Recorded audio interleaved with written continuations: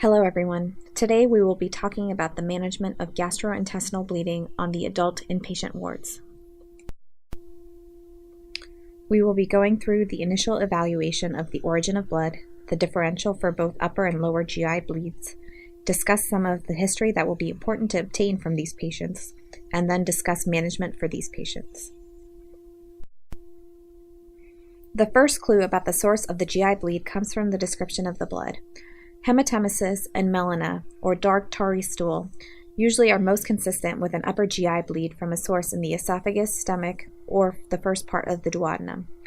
Hematochezia, or bright red blood, or dark red or maroon stools, are most suggestive of a lower GI bleed, but could be consistent with an upper GI bleed that is brisk. There is no rule for a hemoccult in evaluating an acute bleed in the hospital setting. Fecal occult blood testing has a high false positive rate, up to 53%, related to blood ingested from non-intestinal sources or in settings of intestinal mucosal inflammation. Even when positive, many positive results are clinically insignificant and do not warrant inpatient admission. Occult blood tests may be also falsely negative in the setting of low volume, slow, or intermittent bleeding. The most common cause of upper GI bleeds is peptic ulcer disease from gastric or duodenal ulcers. This is followed by esophageal or gastric varices. The next most common causes are erosive esophagitis, gastritis, and duodenitis. This is followed by portal hypertensive gastropathy, usually secondary to cirrhosis. Next are angiodysplasia, which is a common type of vascular anomaly, then tumors and Mallory-Weiss tears.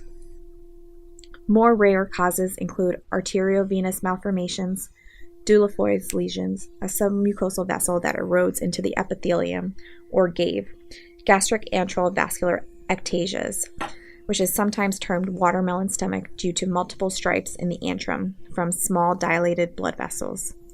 Hemobilia, which is blood loss from the hepatobiliary tract, and aortoenteric fistulas, which are usually iatrogenic.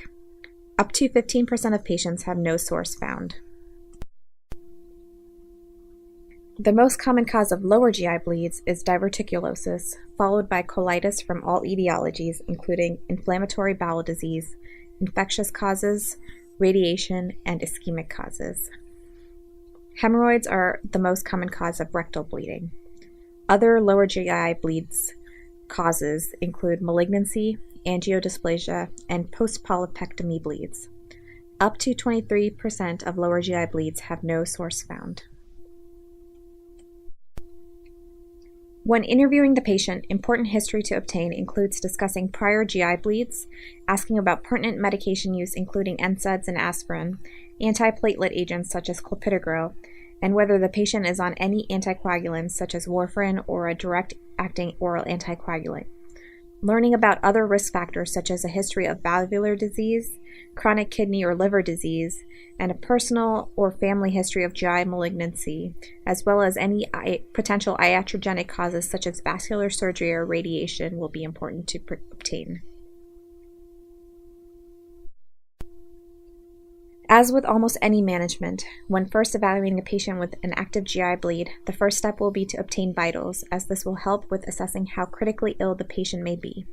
If possible, estimate the amount of bleeding with direct inspection of the blood. Obtain stat labs including hemoglobin, type and screen, and coags. Remember that the hemoglobin will not be reflective of current blood loss, as it will take time for the blood to equilibrate after active bleeding. Ensure that the patient has at least 2 large bore IVs, 16 or 18 gauge is preferred. If peripheral IVs cannot be obtained, an intraosseous line or cordis could be placed depending on the urgency of the situation.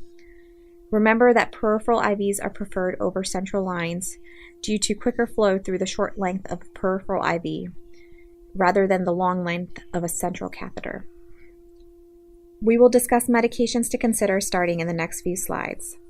These will include IV fluids, IV pantoprazole, either as a drip or twice daily medication if an upper GI bleed is suspected, and octreotide drip and antibiotics if this may be related to a variceal bleed.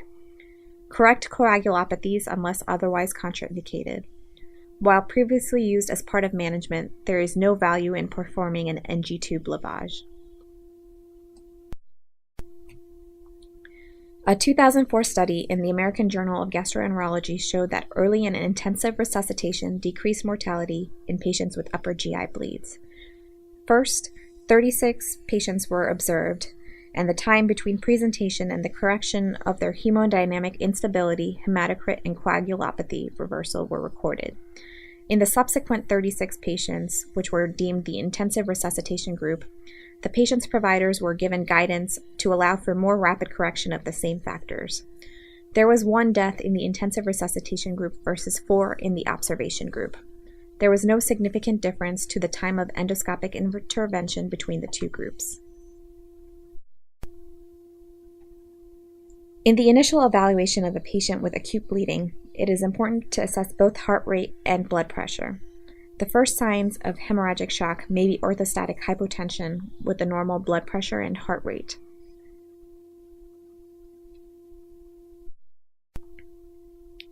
A rule of thumb is that for every unit of packed red blood cells, the hemoglobin should increase by 1 gram per deciliter and the hematocrit by 3%. In most cases, patients are transfused for a goal hemoglobin of greater than 7 grams per deciliter. In a 2013 NEJM study, patients were randomly assigned to a restrictive strategy of a hemoglobin less than 7 versus a liberal strategy of less than 9. The probability of survival at 6 weeks was significantly higher in the restrictive group, with fewer further bleeding and adverse events. With the subgroup analysis, those patients with cirrhosis and Child-Pugh class A or B disease had a statistically significant higher probability of survival. In patients with pre-existing cardiovascular disease, this includes cerebral vascular disease or peripheral arterial disease, a threshold of 8 may be warranted, according to a 2016 JAMA meta-analysis of RCTs. In a patient with active bleeding, those under a platelet count of 50,000 should be transfused platelets. In a 2017 study in the Journal of Clinical Gastroenterology and Hepatology, a retrospective cohort study concluded that the use of platelet transfusions for patients who are not otherwise thrombocytopenic but taking antiplatelet agents did not reduce bleeding and was associated with higher mortality.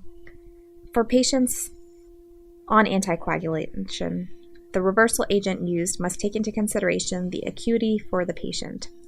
For actively bleeding patients, fresh Plozin plasma versus prothrombin complex concentrate is generally used.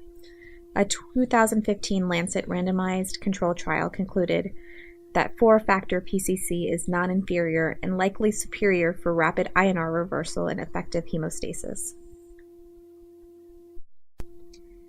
In deciding how quickly a patient should undergo endoscopy, studies have attempted to risk stratify patients to decide who would benefit most from early intervention.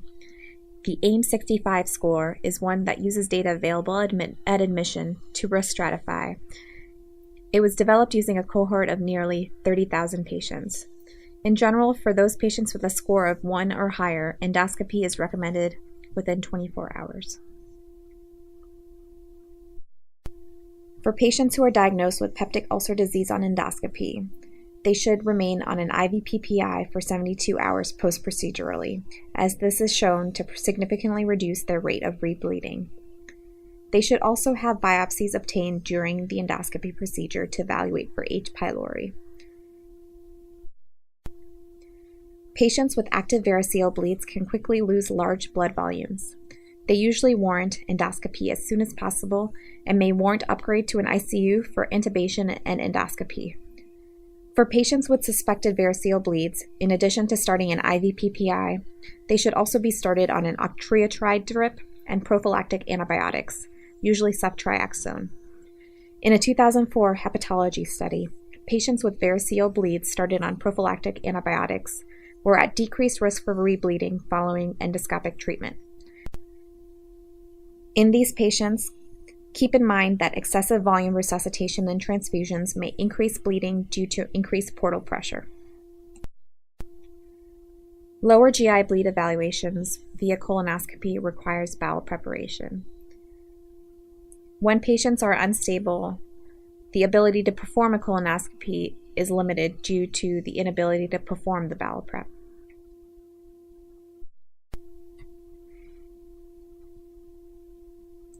For patients with active ongoing bleeding for a likely lower GI source, imaging can be pursued. A technetium scan detects active bleeding occurring at a rate of 0.05 to 0.1 milliliters per minute.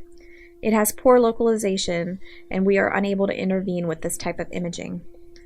Visceral angiography detects active bleeding occurring at a rate of 0.5 to 1 milliliters per minute. With angiography, intervention can be pursued at the same time. CT angiography detects active bleeding occurring around a rate of 0.5 mils per minute. Again, we are unable to intervene with CT angiography. Finally, there are unfortunately many incidences in patients where the source of a patient's bleeding cannot be found, despite undergoing EGD colonoscopy and imaging. Up to 75% of these patients will have a small bowel source of bleeding.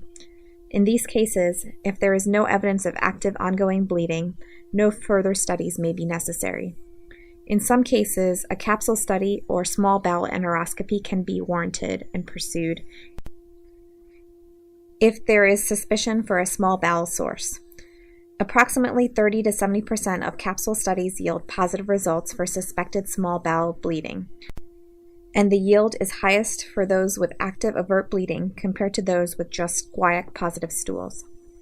A 2005 American Journal of Gastroenterology meta-analysis found that the overall yield for video capsule studies was significantly higher than push enteroscopy studies, 63% versus 26%, as capsules allow substantially more bowel mucosal evaluation. Please send any questions or comments to my email.